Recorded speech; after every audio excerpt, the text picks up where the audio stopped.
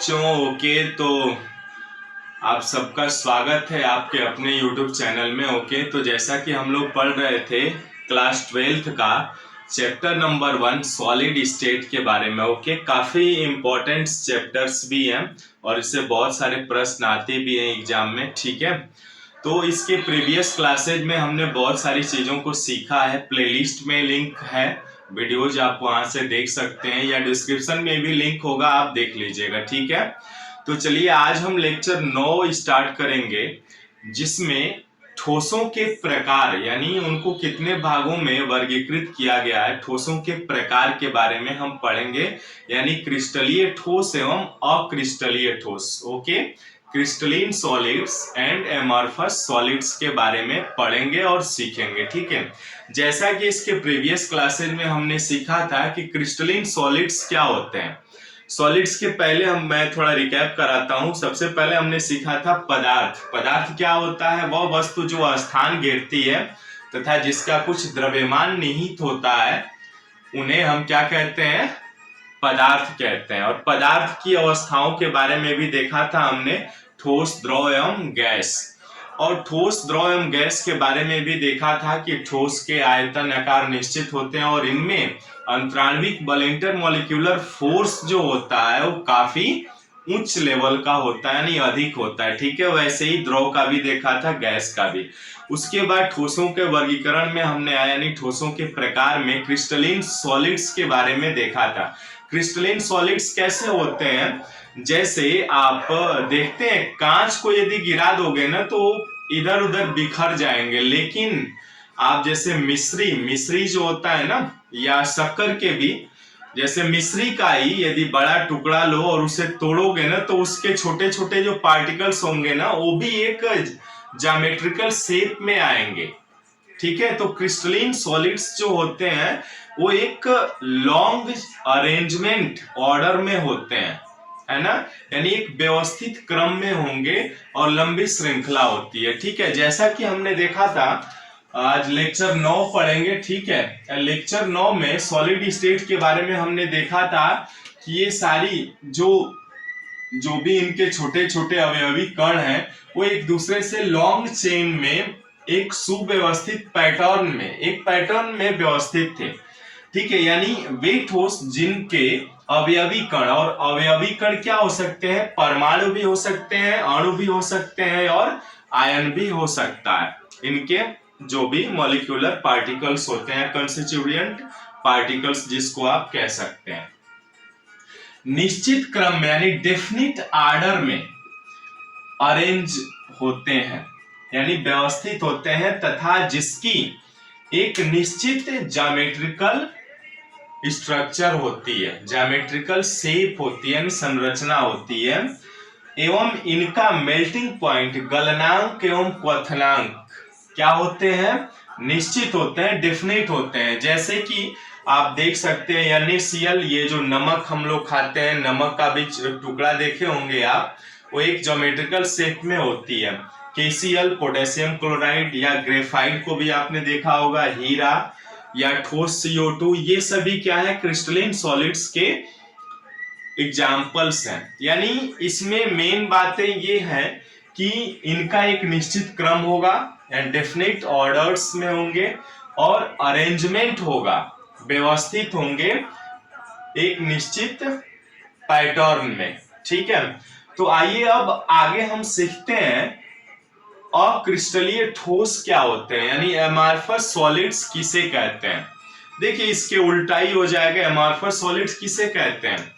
देखिए बच्चों, जो भी आप नोट्स और पेन साथ में रखिए ताकि चीजों को नोट डाउन करने में आसानी होगी और चीजें अधिक क्लियर भी हो जाएंगे। ठीक है, तभी आप क्लास को फिल कर पाएंगे। ओके, तो अक्रिस्टलीय ठोस यानी एमॉर्फस सॉलिड्स क्या होते हैं? एमॉर्फस सॉलिड्स वे होंगे जिनका एक निश्चित क्रम नहीं होगा और वो व्यवस्थित नहीं होते, अट्रेंडम में होते हैं, जिगजैग मोशन में। ठीक है जी, तो आइए सीखते हैं हम। हेडिंग लगाइए अक्रिस्टलीय ठोस।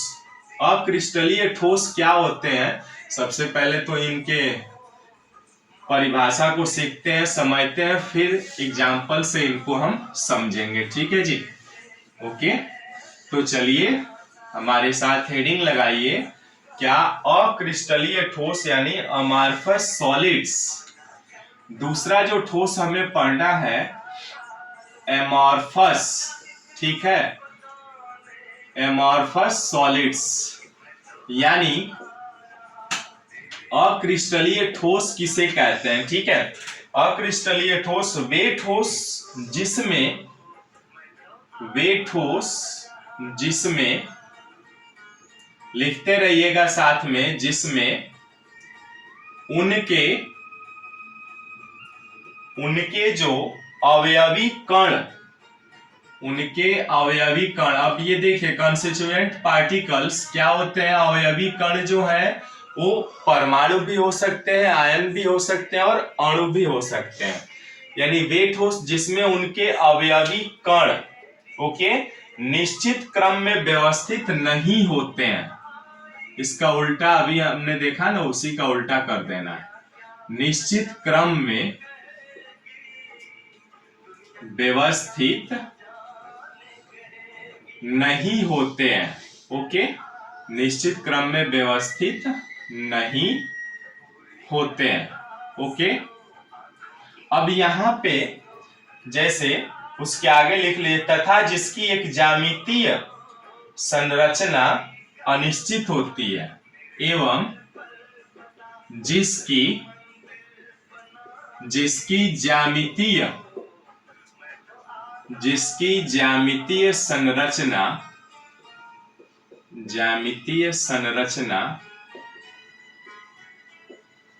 अनिश्चित होती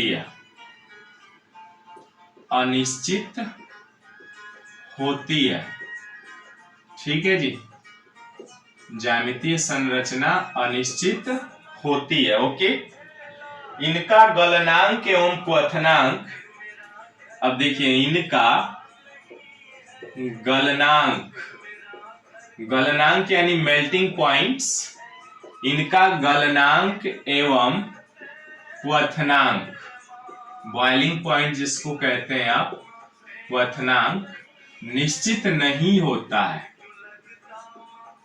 क्या करते हैं, निश्चित नहीं होता है, ओके, ये लिख लीजिएगा, ओके जी। यानी वे ठोस जिसमें उनके अवयवी कण निश्चित क्रम में नहीं होते हैं एवं जिसकी ज्यामितीय संरचना अनिश्चित होती है, इनका गलनांक एवं क्वथनांक भी निश्चित नहीं होता है, ओके। तो उन्हें हम क्या कहते हैं, एमॉर्फस सॉलिड्स कहते हैं। अब इनका जैसे जिगजैग मोशन में इधर उधर जुड़े होते हैं, ठीक है, इस टाइप से।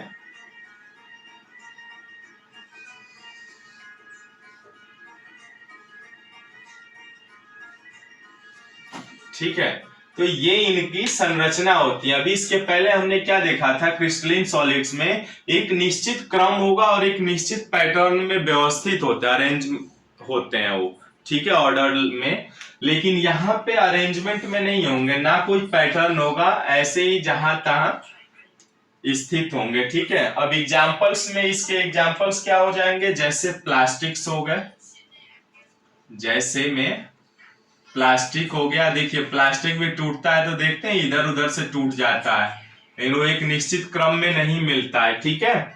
जैसे ये स्विच वगैरह देखते हैं जो लाइट्स के होते हैं, ये भी बेकेलाइट प्लास्टिक से बने होते हैं, वो इनको भी तोड़ेंगे ना तो एक निश्चित क्रम में नहीं मिलेगा। लेकिन आप शर्करा का देख लीजिए, यानी शुगर का या नमक का, इनको तोड़ेंगे भी ना आप तो एक निश्चित क्रम में ये मिलेंगे, छोटे छोटे अणु भी, ठीक है। प्लास्टिक हो गया, रबर हो गया, ठीक है, प्लास्टिक, रबर, और उसके बाद कांच हो गया, आपका कांच भी हो जाएगा, पत्थर हो गया, etc। यानी और भी बहुत सारी चीजें होती हैं इनमें। तो इस तरह से ये इनके एग्जाम्पल्स हुए, इसको नोट डाउन कर लीजिए, स्क्रीनशॉट लेना है तो स्क्रीनशॉट ले लीजिए, फिर आगे बढ़ते हैं और सीखते हैं, ओके। तब तक तो आपने देख लिया होगा इसको, ओके, स्क्रीनशॉट ले लिए। तो चलिए अब जैसे प्लास्टिक, रबर, कांच, पत्थर, ये सभी क्या है, एमॉर्फस सॉलिड्स के एग्जाम्पल्स हैं। और जैसा कि हमने देखा क्रिस्टलिन सॉलिड्स का ठीक उल्टा है इसका वे ठोस, जिसमें उनके अवयवी कण निश्चित क्रम में होते थे, किसमें, क्रिस्टलिन सॉलिड्स में, लेकिन एम्फॉर्मस सॉलिड में निश्चित क्रम में नहीं होंगे और अव्यवस्थित होते हैं। ये एमॉर्फस सॉलिड्स अव्यवस्थित होते हैं, अरेंज्ड नहीं होता, अरेंज्ड ऑर्डर्स में नहीं होते हैं, ठीक है। अब आइए इनमें कुछ डिफरेंसेस होते हैं, डिफरेंस क्या क्या है उनको भी समझते हैं, ठीक है। तो हेडिंग लगाइए क्रिस्टलिन सॉलिड्स एवं एमॉर्फस सॉलिड्स, ठीक है, लिख लिए ना, ओके। अब जैसा कि हम लोग देख रहे थे ना, इसमें इसी को दो पार्ट में इनके क्या क्या कुछ कॉमन डिफरेंस होते हैं उनको हम देखते हैं, ठीक है। तो दो टेबल्स टाइप बना लीजिए, एक तरफ क्रिस्टलिन सॉलिड्स और दूसरे तरफ आपके हो जाएंगे एमॉर्फस सॉलिड्स, ओके। तो इधर हम दो पार्ट में डिवाइड कर दे रहे हैं इसी ब्लैक बोर्ड को, ठीक है। एक तरफ हम कर लेते हैं क्रिस्टलिन सॉलिड्स, ठीक है, और दूसरी तरफ एमॉर्फस सॉलिड्स होता है, ठीक है, एमॉर्फस सॉलिड्स। यानी इसमें क्या होता है, देखिए पहला अंतर तो इनके अवयवी कण व्यवस्थित होते हैं। अब इनमें अंतर क्या क्या होगा, फर्स्ट पॉइंट जो होगा क्या होगा, इनके अवयवी कण, पहला अंतर क्या हो जाएगा, अवयवी कण व्यवस्थित होते हैं, ठीक है जी, व्यवस्थित होते हैं, ओके। यानी पहला पॉइंट हमने क्या देखा कि क्रिस्टलिन सॉलिड्स में जो पहला पॉइंट्स है वो ये कहता है कि इनके अवयवी कण व्यवस्थित होते हैं, लेकिन इनके अवयवी कण व्यवस्थित नहीं होते हैं। दूसरा इनका भी पहला ही पॉइंट होगा ना, ओके। तो पहला पॉइंट है इनके अवयवी कण अव्यवस्थित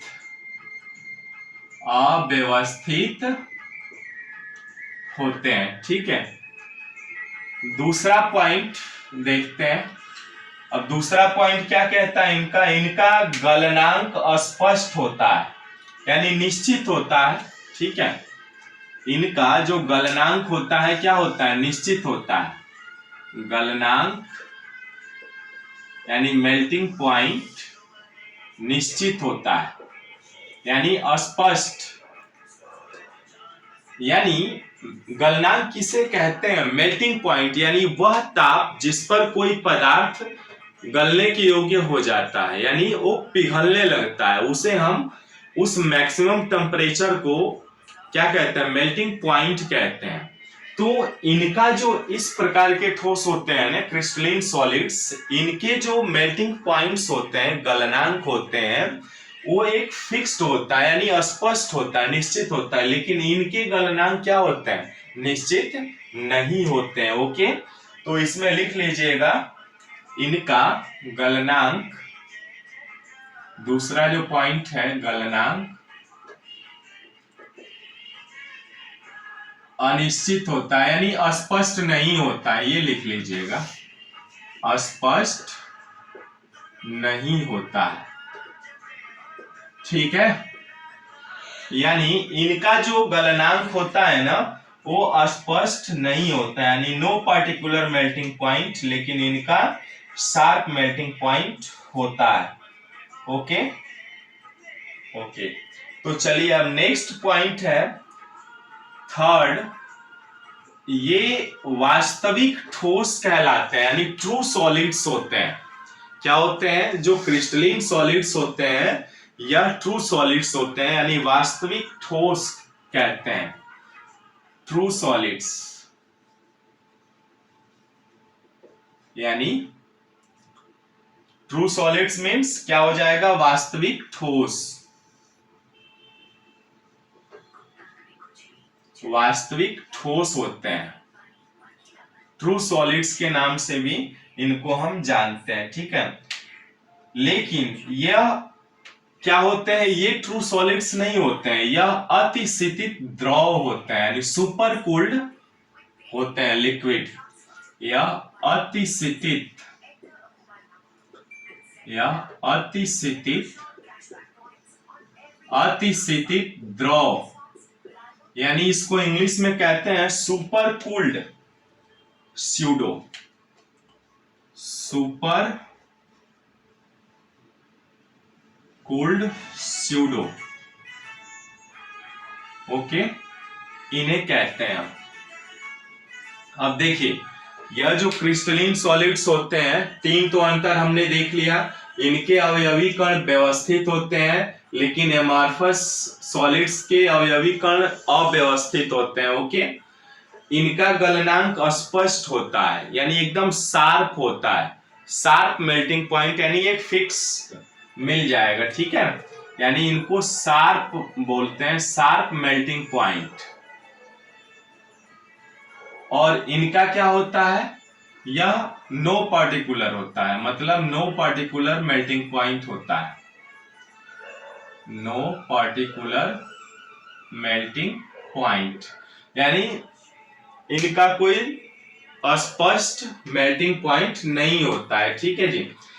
तीसरा पॉइंट हमने देखा कि क्रिस्टलीन सॉलिड्स जो है वो ट्रू सॉलिड्स कहलाते हैं, वास्तविक ठोस कहलाते हैं, लेकिन एमार्फस सॉलिड्स क्या होते हैं, या अतिशीतित द्रव होते हैं, यानी सुपर कूल्ड सॉलिड्स या स्यूडो कहलाते हैं, छद्म होते हैं, ठीक है, छद्म टाइप होते हैं, ओके।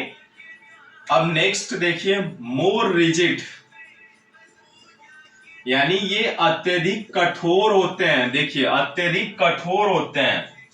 अब देखिए चौथा पॉइंट क्या है क्रिस्टलीन सॉलिड्स के, जो ये क्रिस्टलीन यानी क्रिस्टलीय ठोस होते हैं ना, वो अत्यधिक दृढ़ होते हैं, कठोर होते हैं, एकदम रिजिड बॉडी, जैसे ये देखिए रिजिड बॉडी की तरह होते हैं, है ना, सब कहते हैं। तो ये मोर रिजिड होते हैं, लेकिन ये क्या होंगे बताइए, इसका चौथा पॉइंट क्या होगा, यह लेस रिजिड होते हैं, यानी यह अत्यधिक कठोर नहीं होते हैं, किसकी अपेक्षा, क्रिस्टलीन सॉलिड्स की अपेक्षा एमार्फस सॉलिड्स जो होते हैं वो कम कठोर होते हैं, ठीक है, लेस रिजिड होते हैं, ओके जी।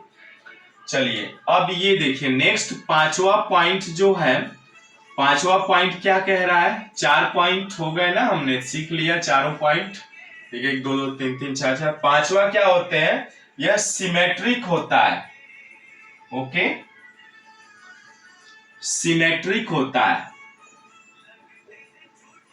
सिमेट्रिक मीन्स सममित होते हैं, सममित जिसको कहा जाता है, सममित, समान माप के, एक ही माप के, जैसे अब किसी आप नमक के ढेले को, यदि समुद्र से जब नमक निकलता बड़े ढेलों को तोड़ोगे ना, तो इनके छोटे छोटे पार्टिकल्स भी ना एक ही सेम सिमेट्रिकल मिलते हैं, लेकिन ये क्या होते हैं, अनसिमेट्रिकल होते हैं, अनसिमेट्रिक होते हैं ये, ठीक है, तो इसमें असममित होते हैं, लिख लीजिएगा अनसिमेट्रिकल, पांचवा पॉइंट है अनसिमेट्रिकल,